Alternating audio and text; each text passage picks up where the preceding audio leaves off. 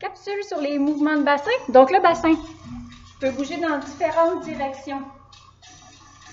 Il peut faire des translations. Si je vais dans la posture de base, je place les pieds, place les genoux, ramène le bassin, la pointe de pizza ou de tarte derrière, descend le sacrum vers le plancher, lève la cage, roule les épaules vers l'arrière, lève le menton, les boucles d'oreilles, les bras à la seconde. Mon bassin, je peux faire des translations côté-côté. Ça, c'est juste un glissement de mon bassin. Je vais aller côté droit, côté gauche. Quand je fais des translations, mes genoux ne sont pas impliqués. C'est juste un transfert de poids à droite et à gauche, sans que j'y aille avec tout mon tronc. Donc, j'isole la cage, je garde la cage avec moi, puis je laisse mon bassin sortir sur les côtés. Donc, c'est comme si j'étais assise sur un banc en roulette.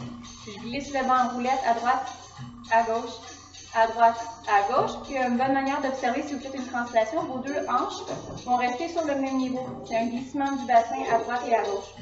Si jamais vos genoux déplient, vous allez voir vos hanches monter d'un côté à l'autre. Donc, translation, côté-côté. Les bras de chaque côté, droite, gauche. Assurez-vous que vos genoux sont fléchis, que le poids est égal dans les deux pieds. Puis on va prendre le poids du côté extérieur du pied gauche au côté extérieur du pied droit ou vice-versa. Ça dépend si vous êtes miroir à moi. Transverse. Oui, glisse à droite et à gauche.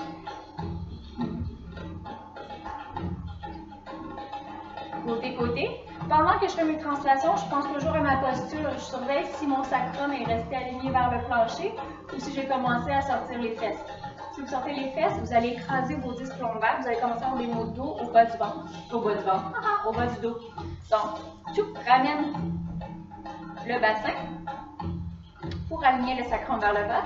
Et translation côté-côté, relâche les genoux. À droite, à gauche, un peu plus vite, gauche, droite, gauche, droite, gauche, droite, gauche, encore plus vite, et gauche, droite, 3, 4, 5, 6, 7, 8, gauche, droite, 3, 4, 5, 6, 7, 8. Continue le mouvement, roule les épaules vers l'arrière, relâche le menton, le cou, et gauche, droite, 3, 4, 5, 6, 7, 8. Ça, c'est pour la translation latérale côté-côté. Il y a aussi la translation frontale, c'est-à-dire que je vais aller pousser le bassin vers l'avant et que je vais aller pousser le bassin vers l'arrière. Donc, mon mouvement va être frontal vers l'avant et l'arrière.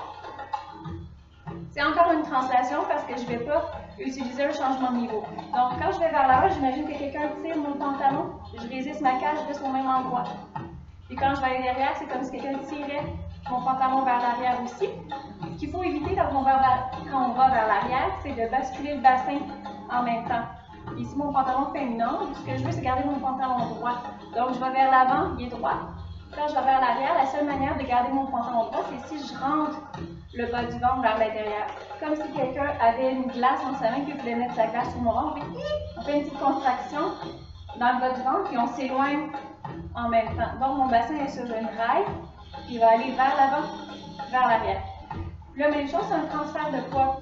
Donc, mon poids se dirige vers les orteils, vers les talons. Puis là, si je fais juste garder mon poids sans que la répétition aille dans mon bassin, je vais avoir l'air de ça ici. Orteil-talon. Là, ce que je veux, c'est envoyer le poids dans mon bassin. Fait que je relâche les genoux, je pousse le bassin en avant, tire le tiroir vers l'arrière. Fait que les translations, vous pouvez imaginer que ce sont des tiroirs. Je tire le tiroir devant, tire le tiroir derrière. Donc, le nombril. Pousse devant, derrière.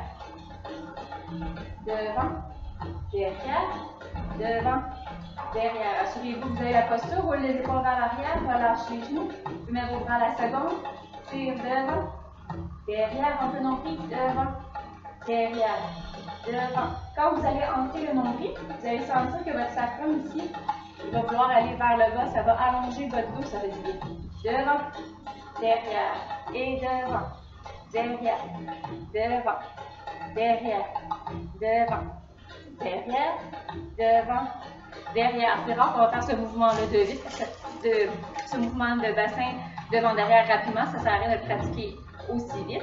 Donc, devant, derrière, côté, côté, c'est des translations, des mouvements de glissement sans changement de niveau. Quand on veut changer de niveau, Il faut avoir les genoux pliés. Puis on va déplier les genoux un à la fois.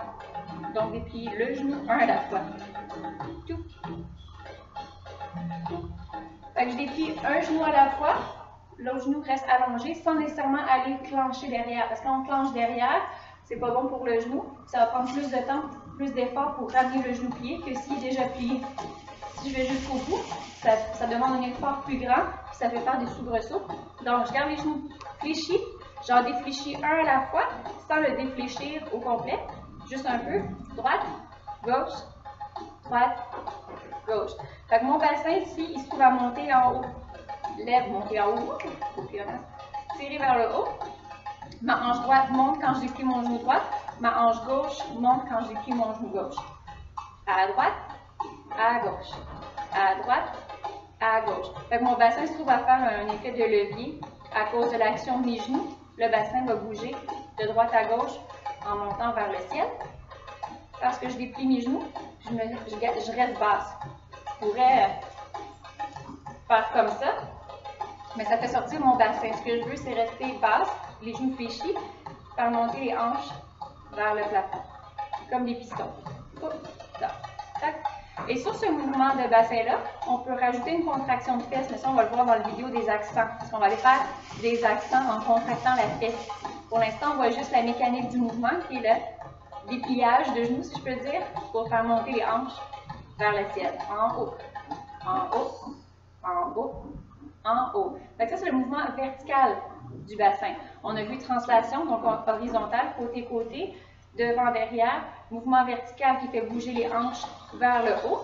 Il reste un autre mouvement, deux autres mouvements.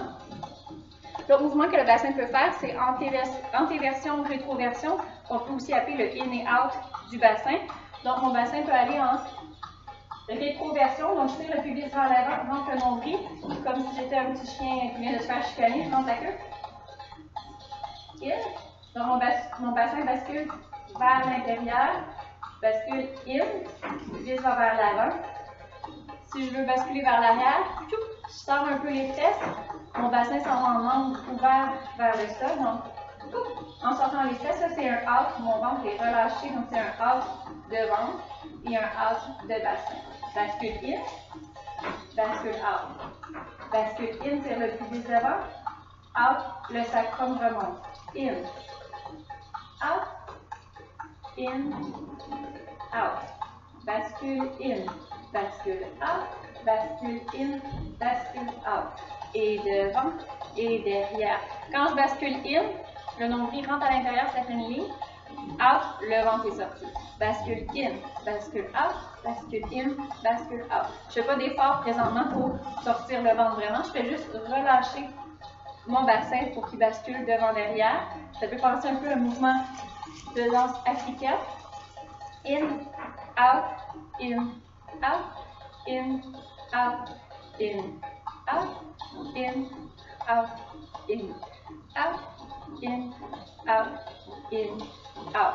Prochain mouvement que le bassin peut faire, pour continuer dans les lignes de mouvement de bassin, c'est le twist. Ici, on a tous déjà dansé le twist and shout. C'est le mouvement de rotation du bassin. Donc, mon bassin peut aller vers l'avant et vers l'arrière. Donc, nécessairement, si j'ai une hanche qui est devant, l'autre est derrière. Donc, on appelle ça le twist. Je ne vais pas m'éterniser sur le twist, mais le twist, il n'engage pas réellement les genoux. Les genoux sont relax, mais je n'utilise pas les genoux pour faire mon twist. Les genoux sont relax, puis je vais twister le bassin. Twist devant. On peut penser à une seule hanche, c'est plus facile à suivre que de penser droite, gauche. Quand je pense aux deux côtés, des fois ça m'essouffle. Il faut bien respirer, puis je pense à droite devant, droite derrière, droite devant, droite derrière, devant, derrière, devant, derrière. Et 1, 2, 3, 4, 5, 6, 7, 8, 2, 2, 3, 4, 5, 6. Et quand on accélère, c'est important de bien respirer. Toum, toum, toum, toum, toum. 1 et 2 et 3 et 4 et 5. Oui. Donc voilà, en résumé, le bassin peut faire des translations côté-côté, glissement côté-côté, glissement devant-derrière, changement de niveau vertical en pliant les genoux, Et rétroversion, antéversion, in-out du bassin, donc la bascule. Et ensuite le twist pour faire la rotation du bassin. Fait que ça, c'est tous les mouvements que le bassin peut faire. Yo!